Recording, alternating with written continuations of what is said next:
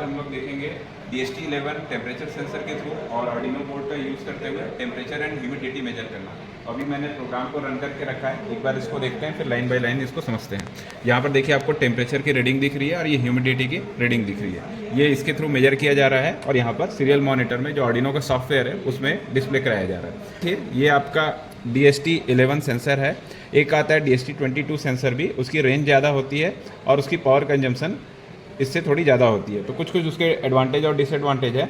ये भी जो आपको दिख रहा है ये 3 पिन वाला है, 4 पिन वाला भी आता है और एक LED लाइट भी लगी हुई यहाँ पर आती है। तो आपके पास में जो भी अवेलेबल हो आप उससे इसको सेंस करके मेजर कर सकते हैं टेम्परेचर को। तो फिलहाल 3 वाले में अपन देखते हैं। यहाँ पर पहला जो पिन है वो सिग्नल का है, यहाँ पर S लिखा हुआ है, इससे आपको आइडेंटिफाई करना होगा this is a signal pin. Then voltage that is a +5 volt and then ground pin. तो इसको आप कनेक्ट करते समय कोशिश कीजिए कि कलर वाले वायर का यूज़ करें ताकि ट्रबल शूट करते समय आपको आसानी हो सके। तो अभी हमने 3 अलग अलग कलर यहाँ पर इस्तेमाल किए हुए हैं ताकि अगर कोई दिक्कत आएगी तो हम इसको प्रॉपरली आइडेंटिफाई कर सकें। तो सबसे पहले मैं ये जो ग्राउंड वाला पिन है इसको ग्राउंड में कनेक्ट कर देता हूँ। ये आपका आर्डिनो बोर्ड है। आर्डिनो बोर्ड में ये यहाँ पर आपको ग्राउंड लिखा हुआ दिख रहा होगा,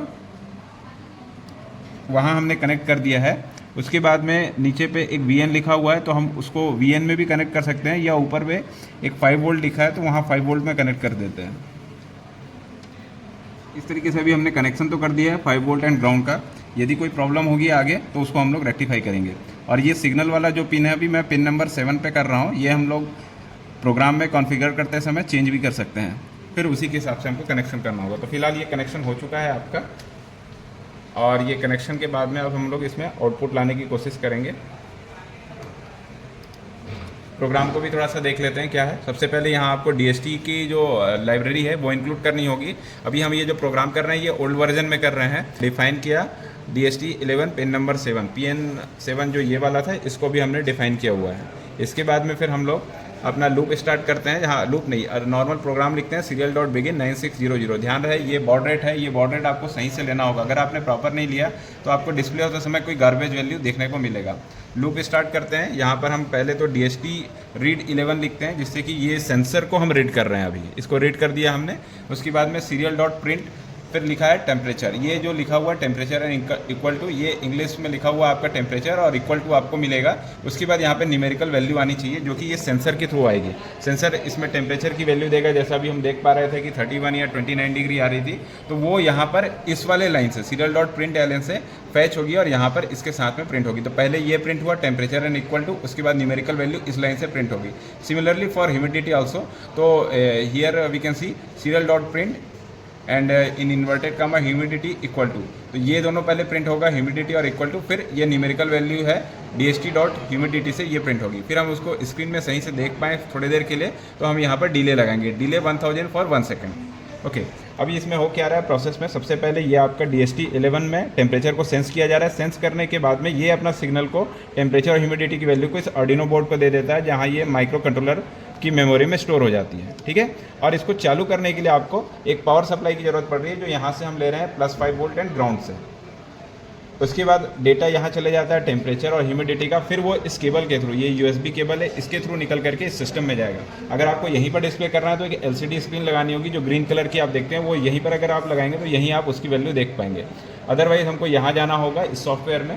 सॉफ्टवेयर में ये वाला तो प्रोग्रामिंग का सेक्शन है, ये आपका आउटपुट सेक्शन है सीरियल मॉनिटर नाम का, तो यहाँ आपको इसको देखना होगा। ठीक है, अभी इसको रन करते हैं। कोई एरर है तो वो अपन अभी रेक्टिफाई करेंगे। सबसे पहले असेंबल कर लीजिए इसको।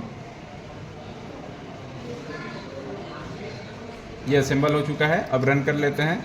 इसके पहले बोर्ड और पोर्ट को आप सेलेक्ट कर लीजिएगा, जैसे कि पुराने प्रोग्राम्स में हम लोग करते थे उस तरीके से। हाँ, अभी देखिए फिलहाल आउटपुट नहीं आ पा रहा है, इसका मतलब कहीं ना कहीं कुछ एरर है। अब वो क्या एरर है ये अपने को थोड़ा सा आइडेंटिफाई करना होगा। हो सकता है हम लोगों ने कनेक्शन करते वक्त यहाँ पर सही से कनेक्शन नहीं किया होगा, जिसकी वजह से ये सेंसर आपका रीड नहीं कर रहा होगा। तो ये आपको इस तरीके से हर एक को थोड़ा सा केयरफुली ट्रबल शूट करना होगा। तो अभी देखो हमने इसको ट्रबल शूट किया। ट्रबल शूट करते समय हुआ क्या, ये जो वायर थे ना जंपर वाले, ये काफ़ी ज़्यादा लूज थे और सही से कनेक्टेड नहीं थे, तो इसको मैंने फिर से निकाला और फिर से इंसर्ट किया। अब देखिए प्रॉपर आउटपुट आ रहा है। तो देखिए प्रोग्रामिंग करते समय आपको ट्रबल शूट करना ज़्यादा जरूरी है। कभी कोई एरर आ गया तो उसको हम रेक्टिफाई कैसे करें, आइडेंटिफाई कैसे करें।